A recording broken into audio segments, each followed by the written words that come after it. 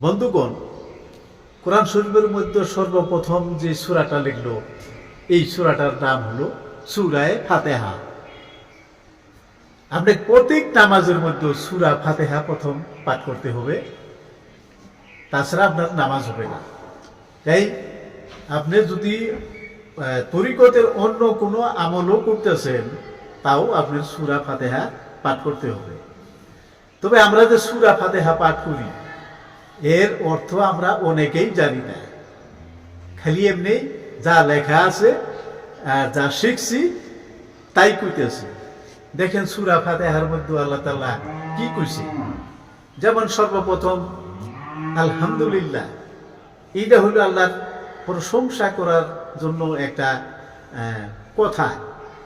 এইখানে কথা বললে আল্লাহ তাআলার প্রশংসা করা হয়।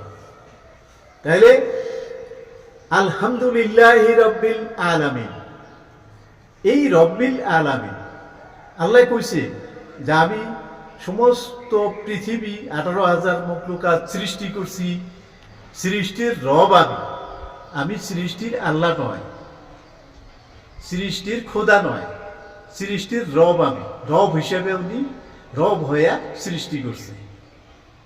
তাইলে রাব্বুল আলামিন, আলামিন শব্দটা এক সময় রাসূল সাল্লাল্লাহু আলাইহি সাল্লামের নাম ছিল।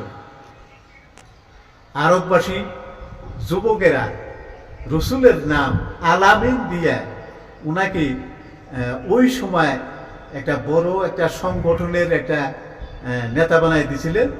ওনাকে সবাই আলামিন নামে ডাকছে। তাই আলামিন ওনার নাম ছিল।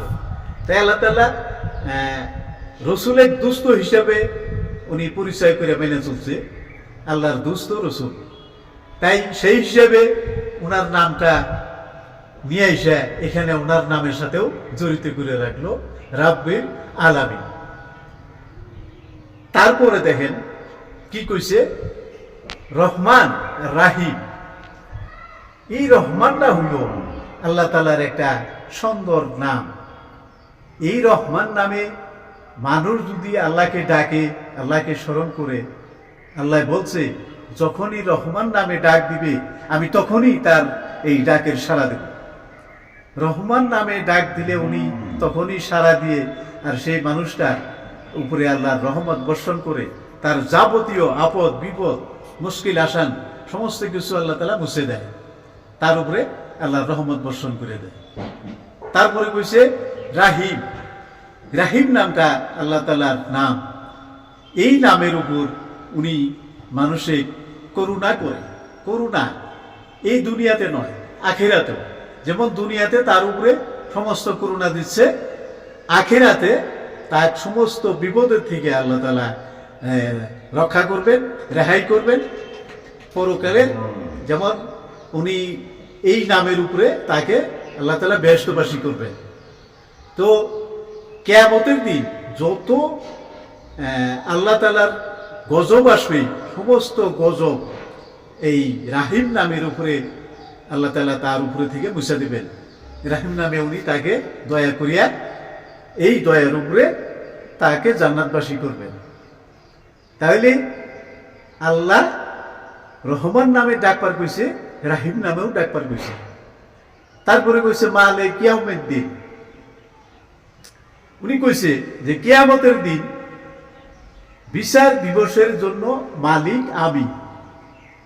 কোনো মুন্সি, আলেম, উলামা, ফকির, বাদশাহ, মন্ত্রী, দেওয়ানি কেউ আখিরাতের দিন, শেষের দিন কারো বিচার করতে পারবে না।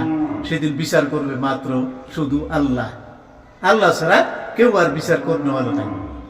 তাই উনি বিচার দিবসের মালিক, ওই জন্য উনি মালিক কিয়ামতের।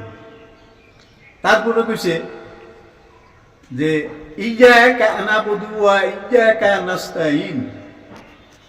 এই শব্দটা হইল আল্লাহ বলছে যে মানুষ যখন নামাজে দাঁড়ায়, নামাজের মধ্যেও যখন এই শব্দটা পাঠ করে, আমি তখন নামাজের মধ্যেই ওই মানুষটার উপরে আমার রহমত বর্ষণ করে দিই। তার যত অভাব আছে, যত অভিযোগ আছে, সমস্ত অভাব অভিযোগ এই কথার মাধ্যমে আমি তাকে সহায় করি, দয়া করি, সমস্ত অভাব মুছে দিই। তারপরে কইছে সিরাতাল মুস্তাকিম, সিরাতাল লাযিনা আন'আমতা আলাইহিম। এই যে সিরাতাল মুস্তাকিম একটা ধর্মের একটা রাস্তা, যে রাস্তায় গেলে মানুষ মুস্তাকিম হয়, মুত্তাকিন হয়ে যায়, সেই রাস্তাটা হইল যেমন এই নামাজ, রোজা, হজ, যাকাত, কোরআন পড়া, তাসবিহ করা, সৎ কর্ম করা। এই কর্মের মধ্যে যেমন মানুষ যখন যায় তখন তার দুনিয়ার সমস্ত কিছু খারাপই যেটা আছে সেটা মুছে দেয়, সে সৎ রাস্তার মধ্যে পৌঁছে গেল।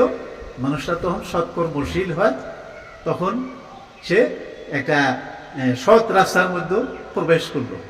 সৎ রাস্তার থেকে আল্লাহ তাকে সুন্দরভাবে পরিষ্কার করিয়া আল্লাহর রহমত দিয়া তাকে দুনিয়াতে বাঁচিয়ে রাখায়। তো আন'আমতা আলাইহিম, যে রাস্তা দিয়া মানুষ যাইয়া পূর্ণ মুমিন বান্দা হয়েছে, সেই রাস্তাটা আল্লাহ তাআলা তুমি আমাকেও ওই রাস্তা নেও।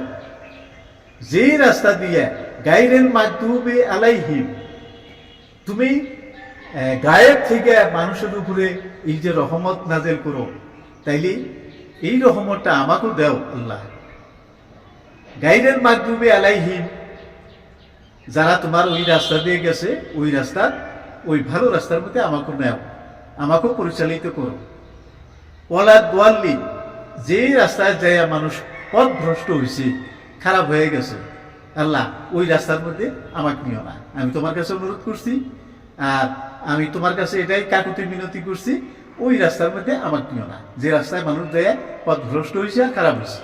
তাহলে এই যে আলহামদুলিল্লাহ সূরাটা, এর সম্পূর্ণই আমার অন্তরে যদি জানা থাকে, আর আমি নামাজ পড়ার সময় যদি এই আলহামদুলিল্লাহ সূরার সম্পূর্ণ ব্যাখ্যাখানি আমি অন্তরে নিয়ে যদি আমি সূরাটা পাঠ করি, তাহলে আমার মন, ধ্যান, খেয়াল অন্য দিকে যাবে না, আল্লাহর দিকেই থাকবে, আমার নামাজের দিকেই থাকবে। তখন আমার নামাজটা পরিপূর্ণভাবে আল্লাহ তাআলার কাছে কবুল হয়ে যাব। তাই বন্ধুগণ, আপনারা যারা আলহামদুলিল্লাহ সূরা জানেন আর অর্থও শিখছেন, তারা তো শিখছেন, যারা শিখেন নাই তাড়াতাড়ি একজন জ্ঞানী মানুষের কাছে এসে এই সূরাটার অর্থখানি জানেন আর শিখে নেন। সূরাটা সবাই জানেন, অর্থটাও জেনে নেন। যদি না জানিয়া, অর্থ না জানিয়া যে সমস্ত সূরা পাঠ করা হয়, তাহলে পাঠের সময় আপনি কি বলতেছেন বুঝেন না, তাইলে আপনার এই নামাজ কাজে আসতেছে না। এই জন্যেই নামাজ যাই না শুনে পড়তে হয়।